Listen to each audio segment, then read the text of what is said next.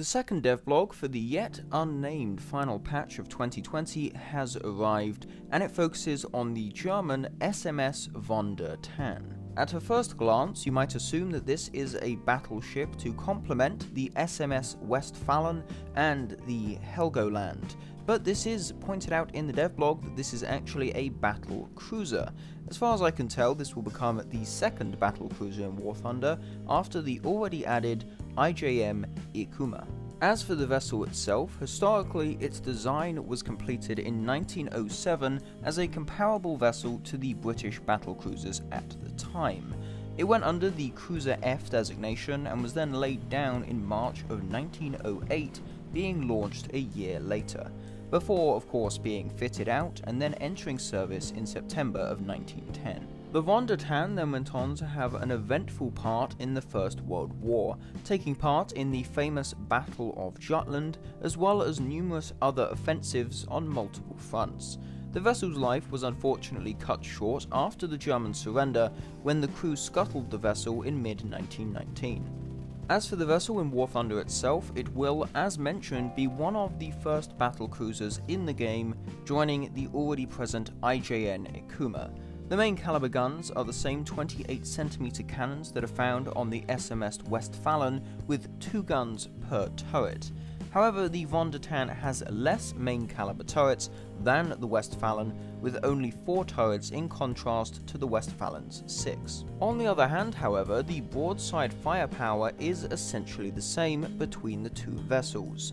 It would seem that the 2 central turrets on the Von der Tann can fire to either side, giving 8 individual guns for a full broadside on either side of the ship, which is the same as the Westfalen. The vessel then additionally has access to 10 single 15cm guns mounted in the side section of the hull center, as well as 16 88mm guns spread across the vessel. While these will likely be quite good at engaging surface vessels, as with other early battleships and battlecruisers, this vessel will likely have problems dealing with enemy aircraft. Of course, the vessel then has some torpedo tubes, 4 of them to be exact, each of which will fire 450mm torpedoes. It is worth noting that these seem to be fixed torpedo tubes, as with most other battleships and battlecruisers in War Thunder. The main armor belt of the Von der Tann is up to 250mm thick, with the primary and secondary turrets then protected by 230 and 150mm armor respectively.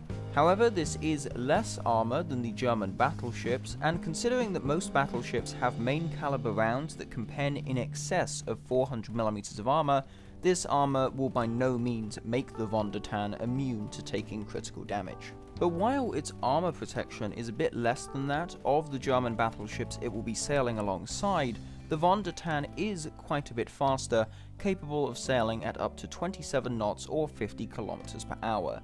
This does represent a fair improvement when compared to those German battleships, as well as many battleships of other nations. At the time of the vessel's construction in real life, this higher top speed was actually a factor and was notable, as the Von der Tann was the first German warship to be equipped with steam turbine propulsion. Well, that more or less concludes my overview for the devblog for the Von der Tann. Nonetheless though, do feel free to drop a like on the video, and of course if you wish to see more content such as this for future devblogs or gameplay videos, do feel free to subscribe to the channel. Thanks again for watching, I'll see you in the next one.